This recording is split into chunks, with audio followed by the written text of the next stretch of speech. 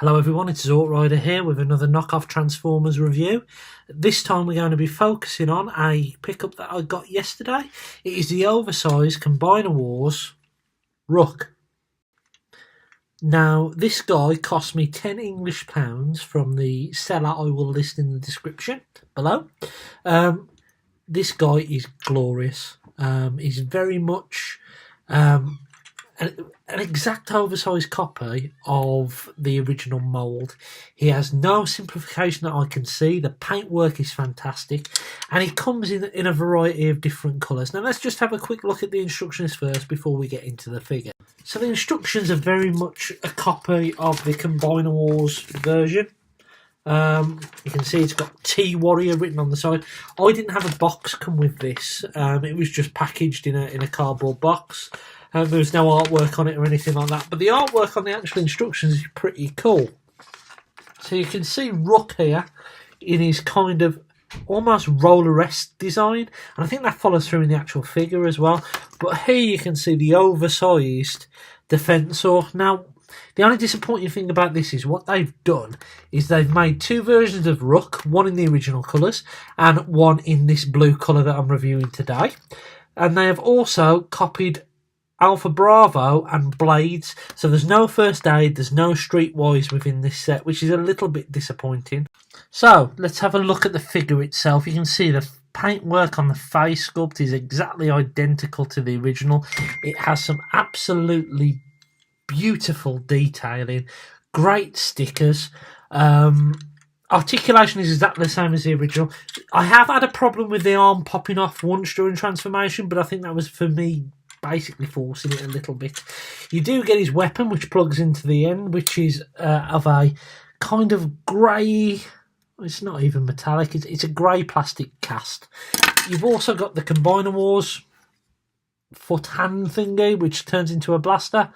Really solid plastic quality on this. Normally with the accessories, I think that sometimes they don't use the best quality plastic, but for a KO, this feels sturdy and strong. Even got a better feel than the original, if I'm honest. The figure itself has some fantastic build quality. You've got some die-cast metal on this section here. You've got ratchets added into the knees. Even though they are soft ratchets, they are there, which is fantastic. Articulation-wise, the head can move up and down. It can also do a full 360.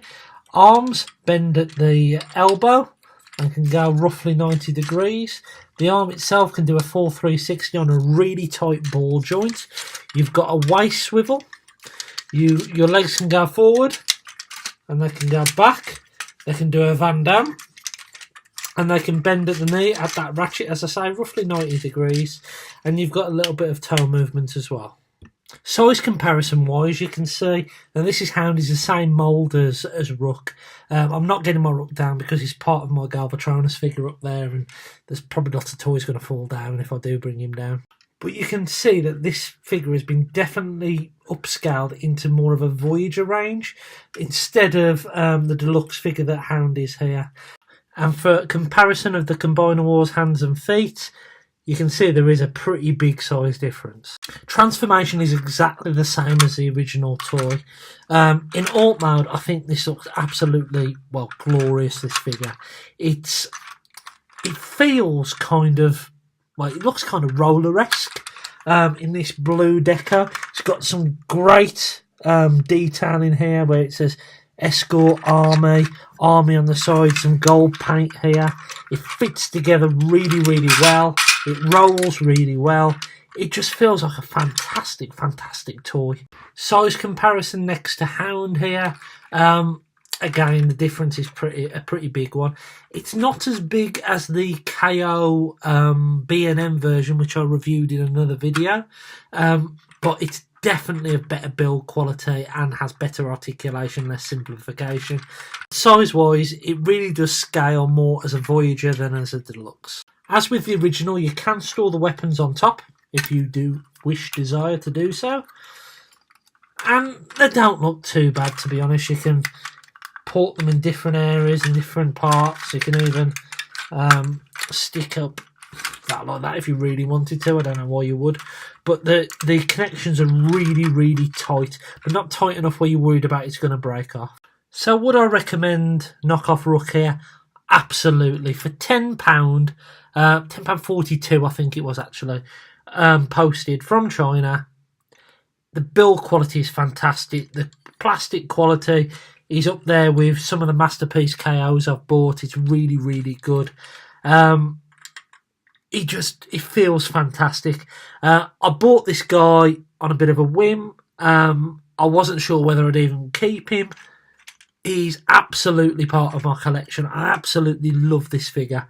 And I'm actually really tempted now to get Hotspot, Blades, Alpha Bravo, and the other normal coloured Rook. So yeah, if you're into your knockoffs, if you like your Combiner Wars figures, but want them a little bit bigger, I definitely recommend getting this guy. So I've been Zortrider. If there's anything you're interested in me reviewing for you, whether it be KO, robots you've seen online, or G1 robots, Masterpiece, whatever Transformers you want me to review, please leave it in the comments below, and I will do my best to get hold of one, or if I've already got it, do the review as soon as I can. Thank you very much, and I hope you enjoy your weekend.